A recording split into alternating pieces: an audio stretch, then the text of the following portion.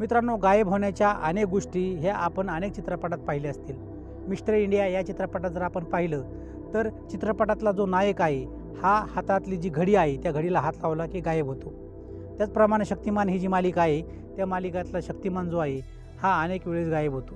मित्रांनो, चित्रपटातला हिरो किंवा व्हिलन गायब होण्याच्या अनेक गोष्टी आपण अनेक चित्रपटामध्ये पाहिल्या असतील।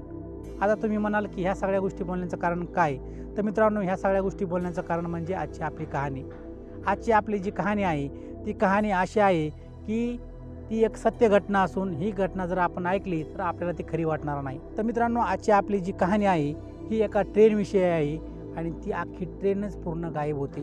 तर ती ट्रेन कशी गायब होते आणि या ट्रेनविषयी नेमकी ही काय स्टोरी आहे हेच आपण आजच्या व्हिडिओमध्ये पाहणार आहोत। नमस्कार मित्रांनो, मी संदीप येनके पुन्हा एकदा एका नव्या वेगळ्या व्हिडिओमध्ये आपलं सगळ्यांचं स्वागत करतो। मित्रांनो, ही गोष्ट आहे इटलीमधील। इटलीमध्ये 1911 मध्ये झेनेटी नावाची कंपनी आहे। ही कंपनी एक ट्रेन तयार करते आणि ही ट्रेन ती इटलीमध्ये लॉन्च करते। ही झेनेटी कंपनी जी आहे ही कंपनी इटलीमध्ये एक जाहिरात देते की आमच्या कंपनीची ही जी ट्रेन आहे या ट्रेनचा हा पहिलाच प्रवास असल्या कारणानं तो फ्रीमध्ये आहे। जे कोणी आमच्या कंपनीला अर्ज करतील या प्रवासासाठी त्यांना फ्रीमध्ये प्रवास करण्यासाठी मिळेल।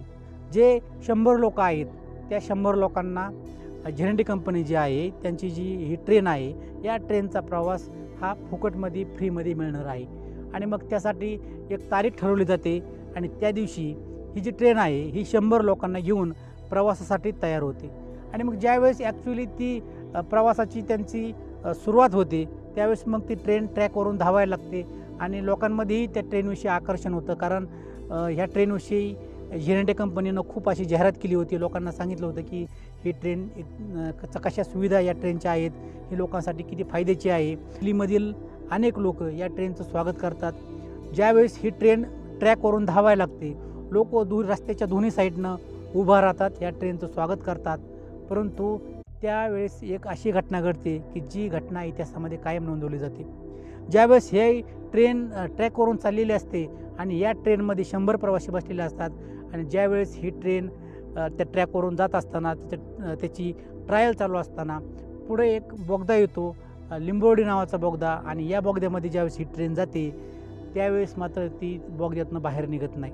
म्हणजे बोगद्याच्या एका साईडमधून ट्रेन ही त्या बोगद्यामध्ये जाते परंतु दुसऱ्या साईडने ती बाहेर येत नाही। आणि मग त्या ठिकाणी अनेक त्याची चौकशी केली जाते, ही ट्रेन नेमकी गेली कुठं। अनेक कमिट्या स्थापन केल्या जातात, अनेक वेगवेगळ्या मार्गानं पोलिस चौकशी करतात, परंतु कोणालाही ही ट्रेन नेमकी गेली कुठं याचा कधीही तपास लागलेला नाही।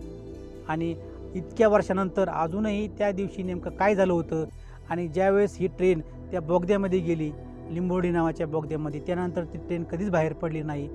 अनेक इतिहासकार लोक जे आहेत, अनेक जाणकार लोक जे आहेत याच्यावरती त्यांनी अभ्यास केलेला आहे। याच्या अनेक नोंदी ह्या इतिहासात सापडतात, परंतु ही ट्रेन नेमकी गेली कुठं याचा आजही शोध लागलेला नाही। त्यानंतर ती ट्रेन अनेक देशांमध्ये दिसली असंही बोललं जातं, परंतु याचं असं कुठं लिखित असं रेकॉर्ड नाही। मित्रांनो, आजची ही जी कहाणी आहे या कहाणीमध्ये आपण पाहिलं की एक जी ट्रेन आहे ही ट्रेन कशा प्रकारे गायब होती आणि याची इतिहासात तर नोंद आहे, परंतु ही ट्रेन गेली कुठं याचा अजूनही कोणाला तपास लागलेला नाही। मित्रांनो, ही आजची जी कहाणी आहे ही कहाणी तुम्हाला कशी वाटली कमेंटमध्ये नक्की कळवा। पुन्हा भेटूया आपण अशाच एका नव्या व्हिडिओमध्ये। तोपर्यंत स्वतःची काळजी घ्या, आनंदात राहा, खुश राहा। धन्यवाद।